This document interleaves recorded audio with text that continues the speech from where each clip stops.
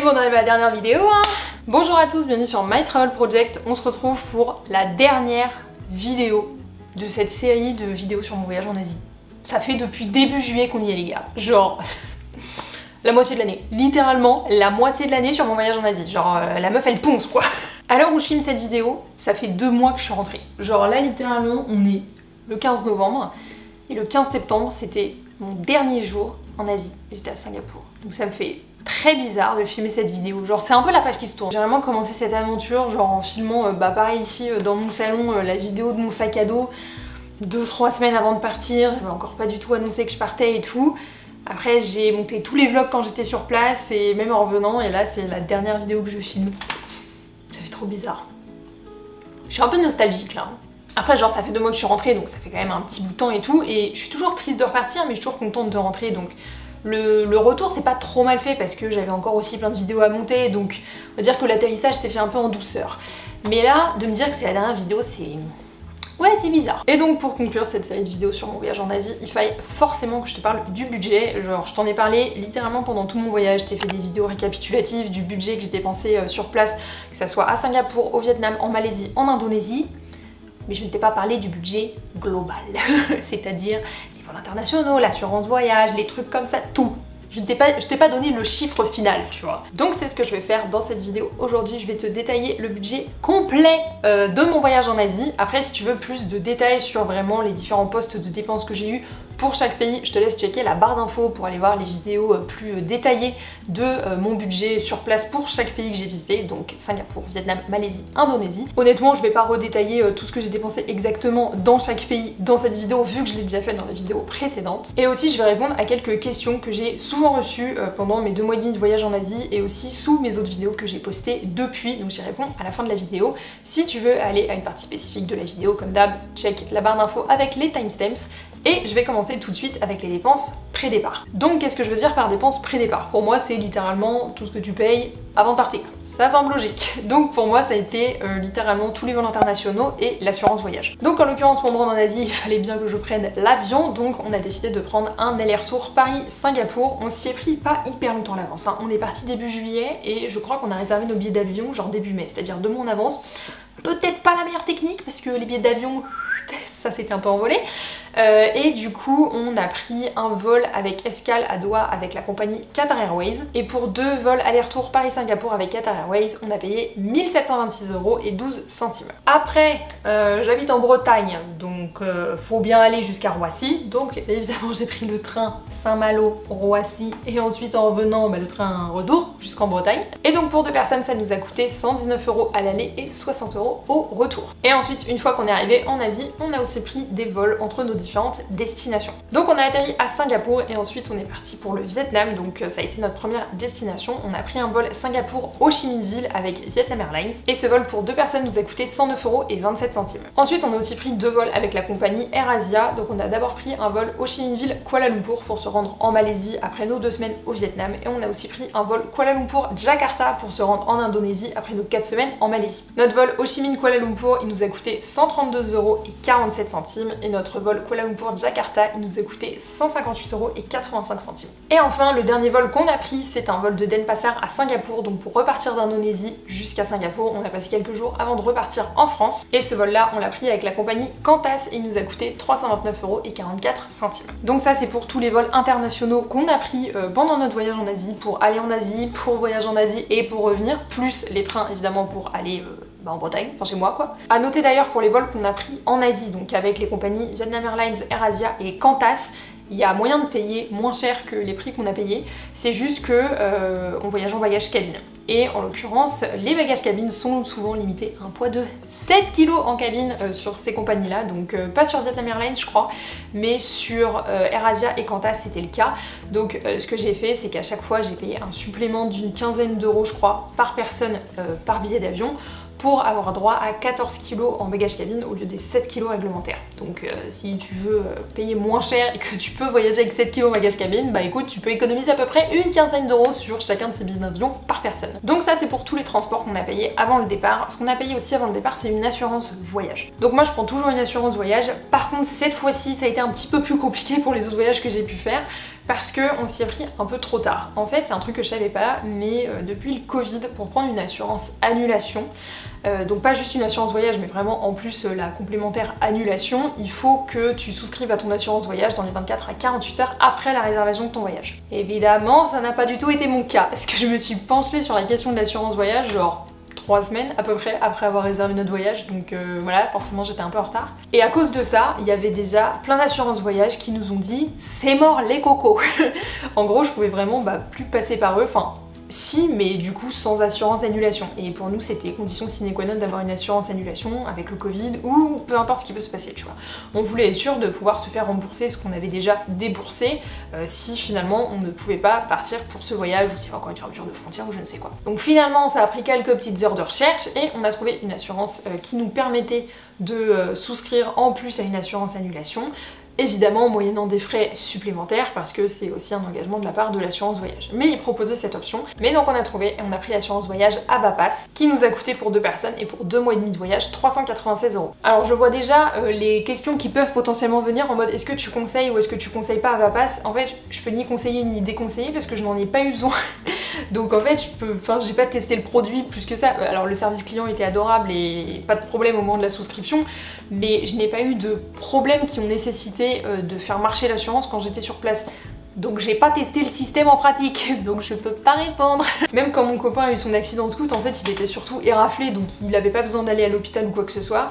Donc non, on s'en est pas servi, on n'a jamais eu besoin de faire marcher l'assurance. Donc voilà, si tu penses à me poser cette question dans les commentaires, voici ma réponse. Donc pour les dépenses pré-départ que je viens de t'énoncer, on a dépensé 3031,15 €, soit un total par personne de 1515,57 €. Maintenant, on va passer aux dépenses sur place par pays. Donc en tout, on est parti 2 mois et demi, c'est-à-dire l'équivalent de 73 jours date à date. Comme je te disais plus tôt dans cette vidéo, je t'ai vraiment fait le détail poste de dépenses par poste de dépenses dans chaque vidéo dédiée pour les pays. Donc si tu veux aller voir vraiment ce que j'ai dépensé, genre en logement, en transport, en nourriture, en activité, dans les 4 pays dont je vais te parler, bah écoute, va aux vidéos référentes qui sont sur ma chaîne, comme d'hab, tu retrouveras les liens dans la barre d'infos.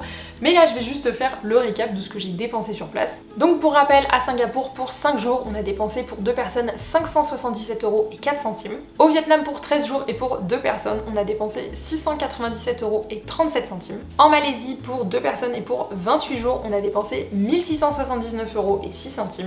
Et enfin, en Indonésie, pour 27 jours, on a dépensé 1744,06 €. Ce qui fait un total pour 2 personnes pour 73 jours de 4697,53 €. Ce qui fait un total par personne pour 73 jours de 2348,76 €, soit un total par jour et par personne de 32,17 €. Et je suis hyper contente parce qu'on rentre dans le budget.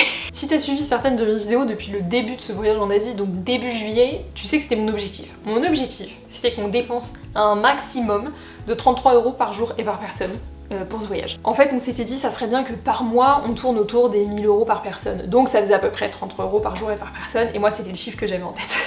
Et donc pour l'instant, Vietnam, Malaisie, Indonésie, j'étais toujours en dessous des 33 € par jour et par personne. Bah alors bébé, c'est mon chat qui miaule derrière, parce que oui, si tu ne me suis pas sur Instagram, j'ai un chat maintenant. Voilà, je vous présente Moshi. Allez, hop. Donc pour l'instant, au Vietnam, en Malaisie et en Indonésie, on avait toujours été en dessous des 33 € par jour et par personne. Et il y a juste à Singapour où forcément, un des pays les plus chers du monde, on a explosé le budget. Même si on le savait en avance, sur le coup, ça fait un petit peu mal à l'ego quoi, hein, voilà. Et vu qu'on avait bien explosé le budget à Singapour, voulu ou pas voulu, je me demandais vraiment comment ça allait se répercuter sur le budget global. Et évidemment ça se répercute parce qu'on arrive à 32,17 € par jour et par personne. Mais je m'en fous parce qu'on rentre dans l'objectif de base. Donc comme quoi, si tu en doutais encore, il est possible de voyager pour à peu près 30 € par jour et par personne en Asie du Sud-Est, ou en tout cas dans les pays que j'ai visités. Évidemment, il faut parfois adapter son style de voyage, je te dis pas qu'avec 30 € par jour et par personne, tu pourras voyager dans des hôtels 5 étoiles, ça c'est sûr. Mais en tout cas, il est quand même possible de voyager pour petit budget. Et c'est le moment où je fais ma propre promo et où je te rappelle que j'ai un e-book qui s'appelle Argent et Voyage, comment voyager peu importe son budget, et qui peut t'aider à justement mieux gérer ton budget pour ton prochain voyage, à atteindre tes objectifs de budget avant de partir en voyage, et surtout à voyager plus intelligemment avec ton argent. Je te mets aussi le lien dans la barre d'infos. Mais donc maintenant, entre les dépenses sur place et les dépenses pré-départ, tu te dis combien la couse a dépensé pendant son voyage en Asie. Et donc pour ce voyage en Asie de 2 mois et demi à 2, on a dépensé 7 728,68 €, ce qui fait un total par personne de 3 864,38 €. Et donc je vais finir cette vidéo sur mon budget total en Asie avec des questions qui ont été assez récurrentes pendant tout mon voyage, qu'on m'a posées soit en commentaire, soit en DM sur Instagram, et auxquelles je voulais répondre une bonne fois pour toutes dans cette vidéo sur l'organisation d'un voyage en Asie. La première question que j'ai très souvent eue, vu que je faisais un voyage multi-pays, c'était par rapport au billet de sortie du territoire et si moi j'en prenais et comment je faisais pour avoir mon visa à l'arrivée si je n'avais pas de billet de sortie du territoire, donc de preuve de sortie du territoire. Il faut savoir que quand on a su qu'on pouvait partir pour faire ce voyage en Asie, on a décidé dès le début de choisir nos pays en avance et de choisir à peu près combien de temps on restait. En fait, je pense qu'avec mon copain, on n'est pas des gens qui sont vraiment frustrés de ne pas avoir pu passer plus de temps que prévu dans un certain pays. C'est-à-dire qu'on a le temps qu'on s'octroie dans le pays et on visite ce qu'on a visité dans le temps qu'on a décidé de s'octroyer pour ce pays, et très bien. Donc Singapour, ça reste une cité-état qui est assez petite et surtout assez chère, donc on savait qu'on n'irait que pour quelques jours, et en l'occurrence on y a passé, bon, 5 jours au total, mais la première journée on peut pas dire qu'elle compte vraiment. Le deuxième pays qu'on a fait, c'est le Vietnam. Le Vietnam, moi j'y étais déjà allée 3 fois, donc je connaissais déjà pas mal. La seule région que je connaissais pas, c'était le delta du Mekong, et mon copain en l'occurrence n'était jamais parti au Vietnam. Donc on s'est dit que 2 semaines c'était une bonne durée, ça nous permettait aussi d'être exemptés de visa en ne restant que 2 semaines sur le territoire vietnamien. Et après pour la Malaisie, l'Indonésie, aucun de nous deux y était allé, donc on avait décidé de s'octroyer 1 mois pour chaque pays, ce qui nous permettait de voir suffisamment de choses et donc de pas être frustrés à la fin. Est-ce qu'on aurait voulu rester plus longtemps dans un des pays dans lesquels on est allé? Non, en tout cas on en a parlé et ça ne nous est pas venu à l'idée. Après moi le Vietnam je pourrais y rester genre des semaines ou des mois, ça c'est pas un problème. Mais il y a aucun moment où on est arrivé à l'aéroport pour partir à notre prochaine destination et on s'est dit ah putain on est vraiment pas resté assez longtemps quoi. Donc je pense qu'on a vraiment choisi les bonnes durées pour les pays qu'on a visités, ou en tout cas pour ce qu'on voulait visiter dans le pays à ce moment là. Et c'est pour ça qu'on avait décidé de prendre tous nos billets d'avion de preuve de sortie du territoire en avance.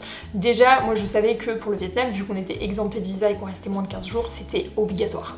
Pour l'avoir déjà fait, c'était obligatoire et ça n'a pas manqué. On nous a demandé nos billets d'avion quand on est arrivé à la douane au Vietnam pour nous délivrer notre exemption de visa. Et ça a été pareil en Malaisie et ça a été pareil en Indonésie. On nous a toujours demandé nos billets de sortie du territoire.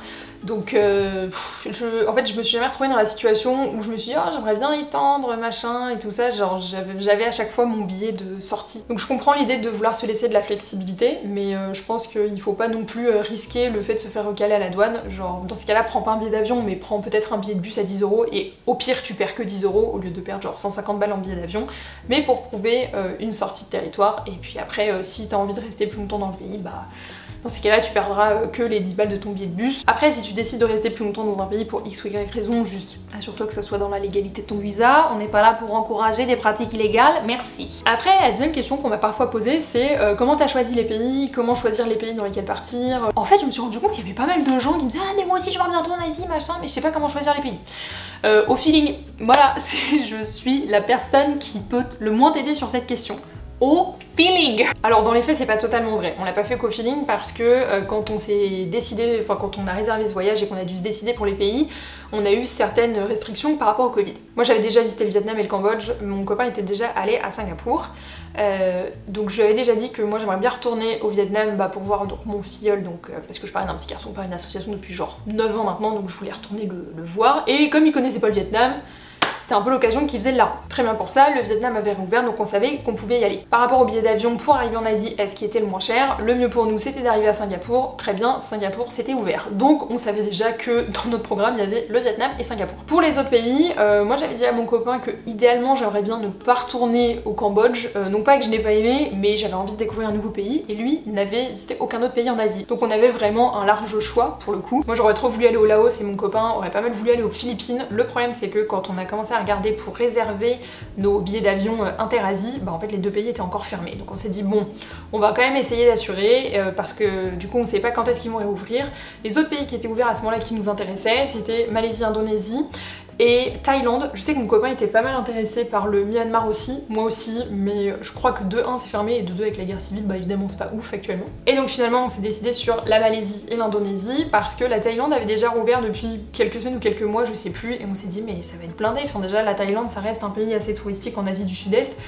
il va forcément y avoir beaucoup de monde, essayons de privilégier peut-être une destination où il y aura un petit peu moins de touristes. Et donc c'est comme ça qu'on a choisi la Malaisie et l'Indonésie. Donc là, si je devais donner des conseils pour choisir ces pays pour son futur voyage en Asie, je dirais forcément de le faire au feeling par rapport à ce que tu as envie de faire, mais aussi par rapport aux restrictions Covid, ça peut quand même changer à tout moment. Pour ça, je te conseille évidemment le site Tour du Mondiste qui est genre une mine d'or pour ça. Après, j'ai forcément eu des questions sur le budget, notamment comment estimer le budget en amont pour un voyage. Pareil, je ne peux que conseiller le planificateur à contresens qui va te permettre en fait de voir le budget moyen par jour et par personne de pas mal de voyageurs qui sont partis dans le pays dans lequel tu voudrais partir. Après, je pense que ça reste aussi hyper important de se connaître et de connaître un peu son style de voyage, c'est-à-dire que si t'es du genre à vouloir avoir des hébergements, on va dire un peu plus, je vais pas dire haut de gamme, mais juste un peu plus cher, un peu plus confortable, forcément sur les différents budgets que tu vas pouvoir avoir en ligne, n'hésite pas à rajouter quand même une marge, que ça soit de 15 ou 20%. N'hésite pas aussi à chercher les budgets de gens qui voyagent comme toi. Je suis sûre que tu peux trouver des budgets de blogueurs voyage qui ont à peu près le même type de voyage que toi, ça pourra te donner quand même une certaine idée. Et bien sûr, évidemment, il faut toujours se prévoir une marge d'urgence si par exemple t'as mal estimé ton budget,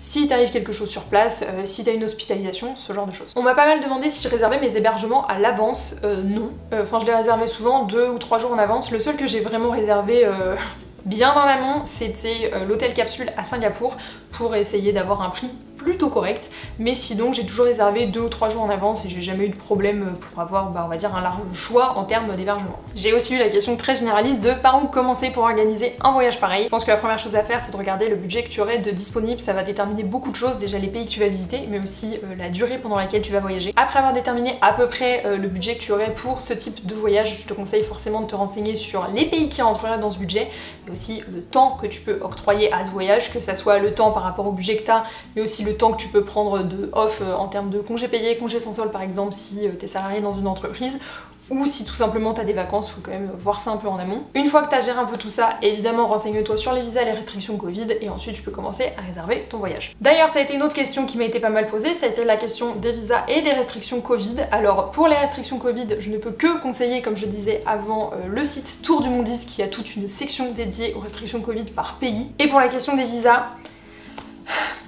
je veux pas être méchante, mais quand on me pose la question de quel visa avoir pour un Belge, pour l'Indonésie, alors que je ne suis pas belge, en général la meilleure réponse que je peux donner, c'est Google. Il y a de fortes chances, si on me pose une question comme ça, que je mette plus de temps à répondre en vidéo, à monter la vidéo et à poster la vidéo, que de taper en 2 secondes quel visa pour quelle nationalité pour tel pays sur Google.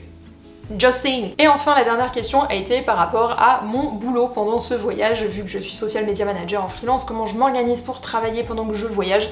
La réponse est simple, je me suis avancée comme jamais. Comme je savais qu'on partait 2 mois et demi, c'était une durée pas trop longue pour que moi je puisse m'avancer sur pas mal de mes contrats avec mes clients. Parce que j'ai des contrats récurrents sur lesquels je sais ce que je dois faire chaque mois, donc c'était facile de pouvoir préparer le contenu pour mes clients en amont et donc de pouvoir m'avancer. Après, j'ai quand même continué à travailler quand j'étais sur place. J'avais essayé de m'avancer le plus possible, déjà pour que ça soit plus facile à gérer sur place, que j'ai quand même envie de visiter. Je pars 2 mois et demi en Asie, c'est pas pour être collé derrière mon ordi 8 heures par jour. Mais pour autant, travaillant comme social media manager, il y a forcément des trucs que je dois faire chaque mois, que ce soit des rapports analytiques, des calendriers éditoriaux, des envois de factures. Et donc ça, je le faisais, je travaillais quelques heures par semaine. Il y a 2 fois où on s'est posé un peu plus longtemps, juste un peu pour se reposer dans certaines destinations. Je pense notamment à Malacca en Malaisie, où là j'avais pris un peu plus de temps, notamment le matin, pour pouvoir travailler. Mais après, ça m'a jamais bloqué des journées entières. J'ai toujours fait en sorte de travailler un petit peu chaque jour, mais c'était peut-être l'histoire grand maximum de 3 heures dans la journée, ce qui me permettait quand même de visiter. Souvent je bossais soit tôt le matin, soit le soir, une fois que la nuit était tombée, avant ou après le dîner par exemple, ce qui faisait que ça ne nous empêchait pas de visiter, de sortir et juste de profiter de notre voyage en Asie. Honnêtement, je pense que je n'aurais pas pu tenir ce rythme sur une plus longue durée, parce que ça reste épuisant. Enfin, tu visites toute la journée, parfois t'es dans des bus pendant des super longues heures, t'as pas forcément accès à du wifi, donc du coup tu te rattrapes le soir quand t'arrives à l'auberge de jeunesse ou dans l'hôtel ou dans la guest house. T'es aussi en horaire décalé de 6 heures par rapport à la France, 6 heures ou 5 heures, ça dépendait du pays, donc ça veut dire que le matin certes t'es libre, mais le soir à 22 h parfois tu vas répondre à un mail. Si je devais refaire cette expérience, dans ces cas-là je me poserais plus longtemps dans un seul endroit, mais là de travailler en voyageant comme je l'ai fait pendant 2 mois et demi,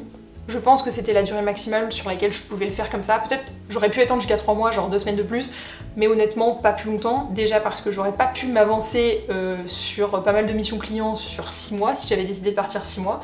Et juste parce que oui, ça reste fatigant au bout d'un moment. Moi je sais que je suis quelqu'un, j'adore voyager, j'adore sortir de ma routine, j'adore être dans mon sac à dos, c'est pas un problème. Mais je suis aussi quelqu'un qui a besoin de routine et d'avoir ma routine de travail, d'être assise à un vrai bureau, de pas avoir mon ordi posé sur une poubelle, sur un coussin pour travailler, ce genre de choses, c'est un luxe aussi, tu vois. Autant c'est un luxe de pouvoir voyager, je suis bien d'accord, c'est même un privilège, mais d'avoir un bon environnement de travail, c'est aussi un luxe.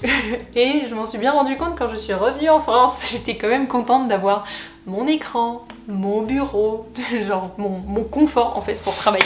Après je regrette pas du tout d'avoir travaillé comme je l'ai fait pendant les 2 mois et demi de voyage, j'ai pas du tout l'impression que ça a cannibalisé mon voyage, j'ai pas l'impression d'être passée à côté de certaines choses parce que je travaillais, donc je suis hyper contente de l'avoir fait comme ça.